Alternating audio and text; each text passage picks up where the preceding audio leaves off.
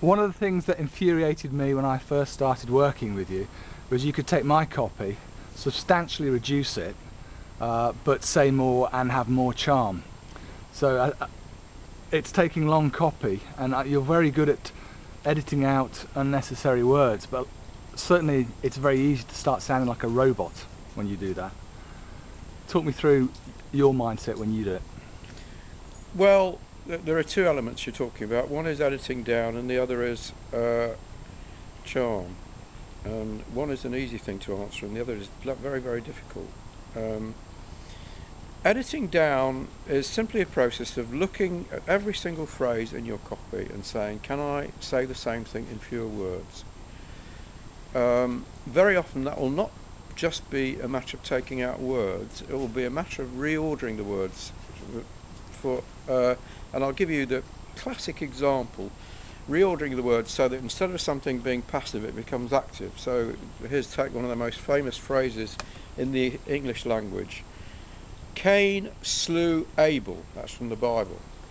Now the passive version of that is Abel was slain by Cain, and time again I will see copy where it's in a passive construction like that instead of an active construction. That alone in my experience can usually reduce the length of most people's copy by at least 15%. The next thing I look for is pointless adjectives. Adjectives should be used sparingly. There's far too much fabulous, exciting, amazing, wonderful, brilliant, blah blah blah bullshit in copy. Yeah. State the facts plainly. I think Claude Hopkins said that very often much more strong. So those are probably the two things that are the two little tricks that I use to reduce copy down. I also look very carefully for long words and see if I can put in short words. And I would say I can, because I've edited a lot of your copy over the years, I can usually reduce your copy by 25%, 30%. And then there's the other question of this question of charm, and you are the second person to ask me this question in the last 4 weeks. And the other person is a very, very able copywriter called Troy White, who's in Vancouver. And he asked me, how do you do it? And I said, I don't bloody well know, Troy, but since he asked me, I've thought about it. First of all, I'll give you a rather good definition of what somebody, I don't know who said it, it's a wonderful definition of charm.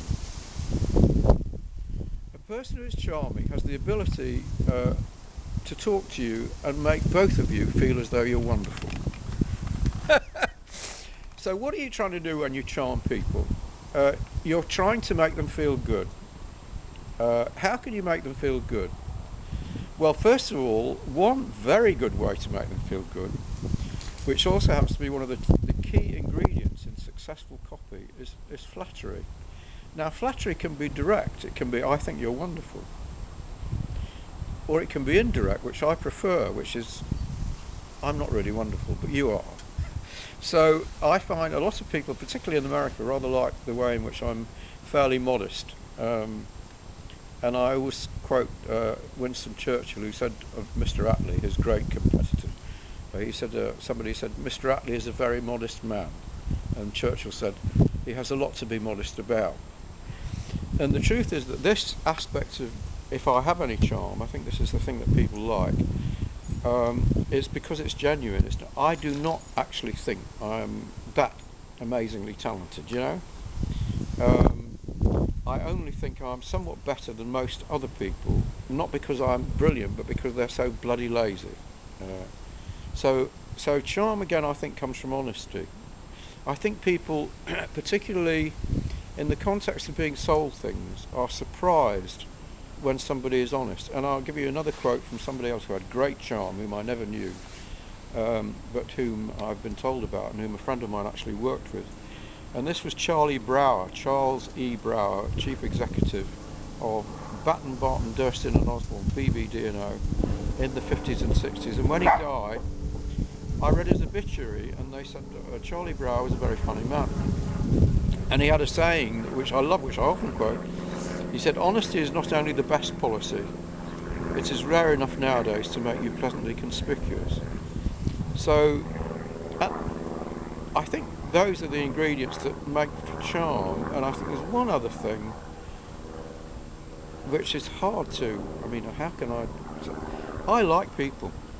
You know, I don't like stupid people, I don't like aggressive people, I don't like nasty people, but generally I like people, and I think if you like people, it comes over. And the other thing is that I like to help people. I really do. I mean, it makes me sound like a bloody saint, but I like to help people, and I think it comes over. I do like to help people. It's genuine. I'm not.